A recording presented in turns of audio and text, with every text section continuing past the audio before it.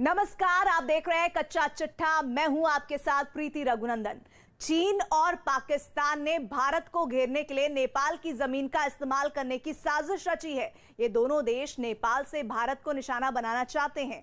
News 18 को मिली exclusive जानकारी के मुताबिक चीन जहां एक तरफ नेपाल में भारत विरोधी गतिविधियों को अंजाम देने के लिए पानी की तरह पैसा बहा रहा है, तो वहीं दूसरी तरफ पाकिस्तान को नेपाल में आतंकी अड्डे बनाने के लिए फंडिंग कर रहा है। देखिए ड्रैगन के मिशन नेपाल की इनसाइड स्टोरी।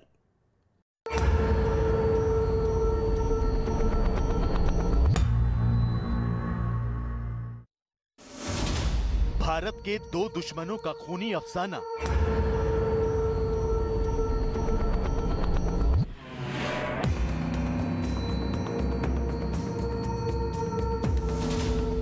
अब नेपाल के रास्ते हिंदुस्तान पर निशाना।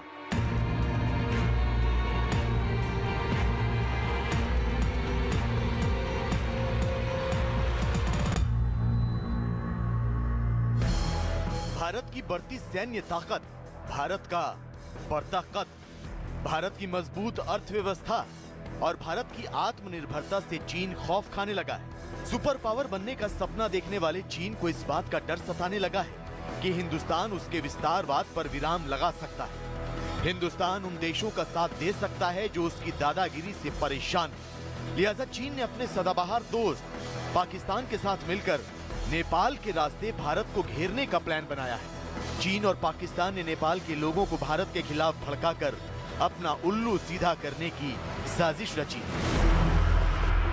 न्यूज 18 इंडिया को मिली एक्सक्लूसिव जानकारी के मुताबिक नेपाल में चीन और पाकिस्तान ने अपनी गतिविधियों को अचानक से तेज कर दिया है। नेपाल में चीन और पाकिस्तान की खुफिया एजेंसियां भारत विरोधी गतिविधियों में जुट गई हैं। यही नहीं, ये दोनों देश भारत और नेपाल की 1770 किलोमीटर की सीमा पर तनाव पैदा करना चाहते हैं। साथ ही नेपाल में आतंकी अड्डे बनाकर भारत को चोट पहुंचाने की एक साजिश भी है। नेपाल में मानचित्र विवाद, फिर भारत विरोधी प्रदर्शनों की आग, चीन की फंडिंग, पाकिस्तान के कट्टरपंथियों का नेपाल प्रवास। तो अब चीन और पाकिस्तान ने भारत के खिलाफ नेपाल को मोहरा बनाने की साजिश रची है। गौर करने वाला पहलू यह है कि ये पूरी साजिश बीजिंग में तैयार की गई और इस पर अमल करने के लिए चीन और पाकिस्तान की खुफिया एजेंसियां काम पर लग गई। चीन की MSS और पाकिस्तान की ISI ने काठमांडू में भारत के खिलाफ बिसात बिछानी शुरू कर दी। बात करें चीन की, तो उसने नेपाल में वन विलेज वन फ्रेंड अभियान शुरू किया है। खुफिया रिपोर्ट से खुलासा हुआ है कि इस अभियान के जरिए चीन और नेपाल की दोस्ती का बखान करने, चीन के खिलाफ उठने वाली आवाजों को दबाने और नेपाल के लोगों को चीन का पक्ष लेने के लिए तैयार किया जा रहा है। नेपाल के हर गांव से एक व्यक्ति को चुना जा रहा है जो नेपाल चीन मैत्री समाज का प्रतिनिधित्व करेगा। यही नहीं, इस अभियान को कामयाब बनाने के लिए चीन पानी की तरह पैसे बहा रहा है। हाल ही में चीन ने नेपाल की कई हेक्टेयर जमीन पर कब्जा कर लिया, जिसके बाद नेपाल में जमकर बवाल मचा था। इसके बाद से ही नेपाल के लोग चीन से चिढ़ने लगे। यही नहीं, भारत के साथ सांस्कृतिक और ऐतिहासिक संबंधों के मद्देनजर भी नेपाल के लोग हिंदुस्तान को ज्यादा तवज्जो देते हैं। लिहाजा चीन ने भारत और नेपाल के बीच खाई पैदा करने और उसके साथ अपने संबंध मजबूत करने के लिए वन विलेज वन फ्रेंड अभियान की शुरुआत की। वन विलेज वन फ्रेंड, ये सब जो बातें हैं, ये चीन का दिखावा है। और इस दिखावे में सबसे बड़ी बात यह है कि नेपाल की कमज़ोरी है पैसा इस समय, और उसको दिखाते हुए चीन वहाँ पर स्कोर कर रहा है। लेकिन उसका एम है कि चीन का सबसे बड़ा जो मकसद रहेगा वो ये रहेगा कि किसी भी तरह नेपाल और भारत के बीच में जो गहरी रिलेशंस हैं उनको कमज़ोर किया जाए और किसी भी तरह इकोनॉमिक डेवलपमेंट के नाम पर नेपाल को चीन अट्रैक्ट कर भारत से दूर करेगा। चीन एक तरफ नेपाल को अपने करीब लाने के लिए तमाम तरह के हथकंडे अपना रहा है, तो दूसरी तरफ नेपाल को आतंकी अड्डा बनाने पर भी तुला है। खुफिया रिपोर्ट में इस बात का भी खुलासा हुआ है कि चीन के इशारे पर पाकिस्तान के कट्टरपंथी यहाँ पहले के मुकाबले कुछ ज्यादा ही सक्रिय हो गए। पाकिस्तान की खुफिया एजेंसी ISI के अधिकारी लगातार नेपाल के दौरे कर रहे हैं। ये नेपाल के मदरसों और उनके कार्यक्रमों में शामिल हो रहे हैं। यही नहीं, आईएसआई के कई अधिकारी तो वहां के पाकिस्तानी दूतावास में भी तैनात हैं। आईएसआई नेपाल के मुस्लिमों को आतंक के रास्ते पर धकेलना चाहती है। यही नहीं, आईएसआई नेपाल में आतंकियों के स्लीपर सेल बनाने के काम में भी जुटी है। आईएसआई नेपाल की जमीन से भारत के खिलाफ आतंकी वारदातों को अंजाम देना चाहती है। हाल के दिनों में नेपाल में बड़ी तेजी से मुस्लिमों की आबादी बढ़ी है। 2011 की जनगणना के मुताबिक नेपाल में 4.2% मुसलमान थे और अब नेपाली मीडिया के मुताबिक मुस्लिमों की आबादी बढ़कर 10% के करीब हो गई। नेपाल के ज्यादातर मुसलमान तराई वाले इलाकों में रहते हैं, लिहाजा उन्हें भारत के खिलाफ भड़काना और आतंकी वारदातों को अंजाम देने के लिए तैयार करना पाकिस्तान का मुख्य मकसद है। जो भी मुस्लिम पॉपुलेशन है उसमें एक मुस्लिम परस्ती इन्वॉल्व करी जा रही है, जिससे कि ज़रूरत पड़ने पर उसे एक्टिवेट किया जा सके। और ये सब सिर्फ पाकिस्तान का मकसद होगा कि किसी भी तरह भारत के खिलाफ नेपाल एक एक्टिव स्टेट बन जाए। भारत के लिए ये बहुत ही कंसर्निंग बात है, बहुत ही सीरियस मामला है कि अगर आप इस तरह अपने एक नेबरिंग दोस्त को खो बैठें और वो आईएसआई और चीन जैसे कंट्रीज़ के टेररिज्म रिलेटेड हाथों में आ जाए। हिंदुस्तान को पता है कि चीन और पाकिस्तान क्या खिचड़ी पका रहे हैं।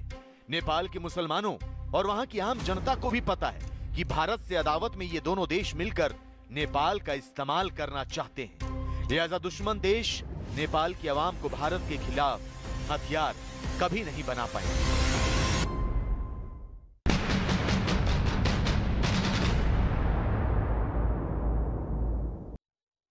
चीन भले ही नेपाल को मोहरा बनाकर भारत को चोट पहुंचाना चाहता हो, लेकिन भारत ने भी चीन को उसी की भाषा में जवाब देने की तैयारी कर ली है। चीन की चुनौतियों को देखते हुए भारतीय सेना अपनी ताकत बढ़ा रही है। यही नहीं, लाल सेना की साजिशों को समुद्र की गहराइयों में दफन करने के लिए हिंदुस्तान ने एक ऐसा योद्धा तैयार किया है जो पलक झपकते ही दुश्मन को तबाह कर सकता है।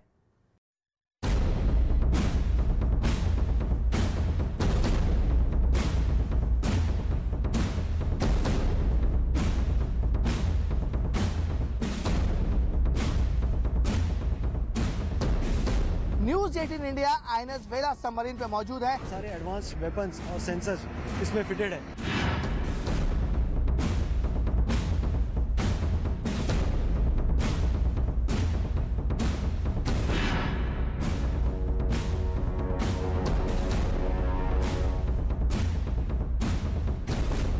ये पनडुब्बी नहीं चीन की मुसीबत है। ये पनडुब्बी नहीं पाकिस्तान का काल है। ये पनडुब्बी समंदर की गहराइयों से दबे पांव दुश्मन पर धावा बोलती है। समुद्र की शांत लहरों को चीरते हुए दुश्मन के जहाजों को मलबे में तब्दील करती है। ये भारतीय नौसेना में शामिल होने वाली कलवरी क्लास की छठी पनडुब्बी आईएनएस वेला है।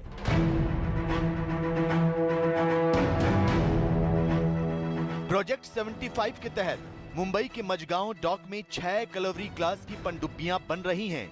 इनमें से 3 पनडुब्बी पहले ही भारतीय नौसेना में शामिल हो चुकी है, तो अब भारतीय नौसेना में शामिल होने की बारी है आईएनएस वेला की। न्यूज 18 इंडिया आपको आईएनएस वेला पर लेकर जाएगा। हम आपको दिखाएंगे कि आईएनएस वेला कितनी शक्तिशाली है, तो आपको ये भी बताएंगे कि ये पनडुब्बी चीन और पाकिस्तान जैसे दुश्मनों के गले की हड्डी कैसे बनेगी। प्रोजेक्ट 75 यानी कि कलवरी क्लास की 6 सबमरीन आईएनएस कलवरी, आईएनएस करंज और आईएनएस खंडेरी पहले से ही भारतीय नौसेना में शामिल हो चुकी हैं। इस प्रोजेक्ट की चौथी सबमरीन आईएनएस वेला भारतीय नौसेना में शामिल होने के लिए पूरी तरीके से तैयार है। बाकी की जो 2 सबमरीन हैं वो भी बहुत जल्द भारतीय नौसेना में शामिल हो जाएंगी। न्यूज 18 इंडिया आईएनएस वेला सबमरीन पे मौजूद है। हम आपको बताएंगे और दिखाएंगे कि आखिरकार इस सबमरीन की क्या ताकत है, क्या खासियत है। देश की सुरक्षा को देखते हुए भारत लगातार विध्वंसक युद्धपोत और पनडुब्बी निर्माण के क्षेत्र में तेजी से कदम आगे बढ़ा रहा है। रक्षा मंत्री राजनाथ सिंह ने रविवार को भारतीय नौसेना को आईएनएस विशाखापट्टनम सौंपा था और अब नौसेना को कलवरी क्लास की चौथी सबमरीन आईएनएस वेला मिलने वाली है। आईएनएस वेला 25 नवंबर को भारतीय नौसेना में शामिल होने वाली है। तो आपको बता दें कि इस पनडुब्बी से चीन और पाकिस्तान का डरना लाजमी क्यों है। आईएनएस वेला 75 मीटर लंबी है और इसका वजन 1615 टन है। इसमें 35 नौसैनिक और 8 ऑफिसर रह सकते हैं। ये समुद्र के अंदर 20 नॉटिकल मील की रफ्तार से चल सकती है। आईएनएस वेला एक बार में 1020 किलोमीटर की दूरी तय कर सकती है। अपने बेस से निकलने के बाद आईएनएस वेला 50 दिनों तक समुद्र में रह सकती है। आईएनएस वेला में दुश्मन के जहाज पर हमला करने के लिए 18 टॉर्पीडो लगे हुए हैं। यही नहीं, ये सबमरीन दुश्मन के जहाजों को तबाह करने के लिए मिसाइलों से भी लैस है। जब ये सबमरीन पानी के सतह पर पानी के ऊपर रहेगी तो इसकी जो स्पीड है वो 11 नॉटिकल माइल यानी कि लगभग 20 किलोमीटर प्रति घंटे की रफ्तार से ये चलेगी। लेकिन जब ये सबमरीन समुद्री पानी के नीचे होगी, समुद्र के पानी के गहराई में होगी, तो इसकी स्पीड सीधे डबल हो जाएगी। 20 नॉटिकल माइल यानी कि लगभग 37 किलोमीटर प्रति घंटे की रफ्तार से ये सबमरीन पानी के अंदर चलेगी। और जो उसकी बताया जा रहा है कि 50 दिनों तक ये सबमरीन एक साथ पानी के अंदर रह सकती है। 50 दिनों में ये लगभग 12,000 किलोमीटर का सफर तय कर सकती है। इन 50 दिनों में जिस तरह हमने बताया कि आईएनएस वेला में 50 से ज्यादा अधिकारी यानी कि 35 सेलर और लगभग 10 से 15 अधिकारी इसमें एक साथ पूरे ऑपरेशन को अंजाम दे सकते हैं। भारतीय नौसेना में इस समय कुल 16 पनडुब्बियां दुश्मन पर धावा बोलने के लिए तैयार हैं। इनमें स्वदेशी न्यूक्लियर सबमरीन आईएनएस अरिहंत के अलावा 4 शिशुमार क्लास और 8 सिंधु क्लास सबमरीन हैं। स्वदेश में बनी कलवरी क्लास की 3 सबमरीन भी नौसेना में शामिल हो चुकी है। तो आईएनएस वेला के नौसेना में शामिल होने के बाद सक्रिय पनडुब्बियों की तादाद कुल 17 हो जाएगी। टॉर्पेडोज हैं और मिसाइल्स हैं और ये दुनिया के बेस्ट टॉर्पेडो और मिसाइल हैं। टॉर्पेडो जो है वो सब ट्यूब से फायर होते हैं एंड हम जब भी मिशन पे रहते हैं तो we are fully loaded and we are ready to deliver whenever asked to. काफ़ी नई चीज़ें हैं बाकी सबमरीन से। जो पिछली इस क्लास के सबमरीन्स हैं, हमारे पास नई इंडियनाइज बैटरीज हैं इस सबमरीन में, जो एक बहुत बड़ा शिफ्ट है हमारी इंडस्ट्री में कि हम अपनी खुद की बैटरीज इस सबमरीन में बनाई है और लगाई है। और हमारे पास नया कम्युनिकेशन सिस्टम है, इंडियन मेड कम्युनिकेशन सिस्टम, जो हमें काफ़ी आधुनिक है और हमें बाकी सबमरीन से आगे। चीन और पाकिस्तान जैसे दुश्मनों को संभल जाना चाहिए। हिंद और प्रशांत महासागर में अपनी चालबाजियों से बाज आना चाहिए, क्योंकि ये तो ट्रेलर है, पिक्चर अभी बाकी है। कलवरी क्लास की 2 और सबमरीन वागीर और वाक्षीर के अगले साल के आखिर तक नौसेना में शामिल होने की संभावना है। अरिहंत क्लास की स्वदेशी न्यूक्लियर सबमरीन अरिघात के समुद्री ट्रायल चल रहे हैं और इसके अगले साल तक नौसेना में शामिल होने की संभावना है। तो नौसेना अगले दशक तक 9 न्यूक्लियर और 6 डीजल पनडुब्बी बनाने की योजना पर भी काम कर रही है।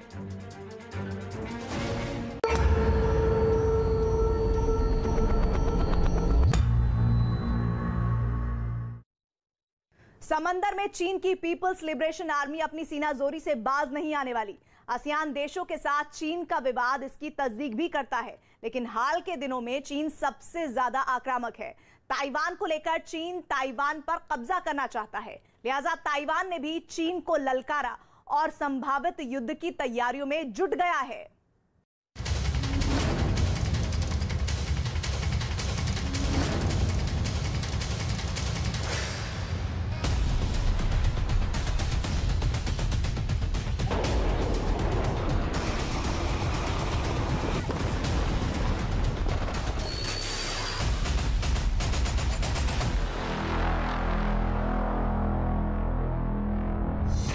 चीन और ताइवान के बीच तनाव बढ़ता ही जा रहा है। ताइवान में बार बार चीन के लड़ाकू विमानों की घुसपैठ और चीन सरकार के आक्रामक तेवर से माहौल बिगड़ता ही जा रहा है। ताइवान को एहसास हो चुका है कि चीन अब किसी भी वक्त उस पर हमला कर सकता है। ताइवान को पता लग चुका है कि चीन अमेरिका के दबाव से इस कदर बौखला गया है कि वो जंग का आगाज कर सकता है। लिहाजा कल तक चीन को चेतावनी देने वाले ताइवान ने भी अब कमर कस ली। ताइवान संभावित युद्ध की तैयारियों में जुट गया है।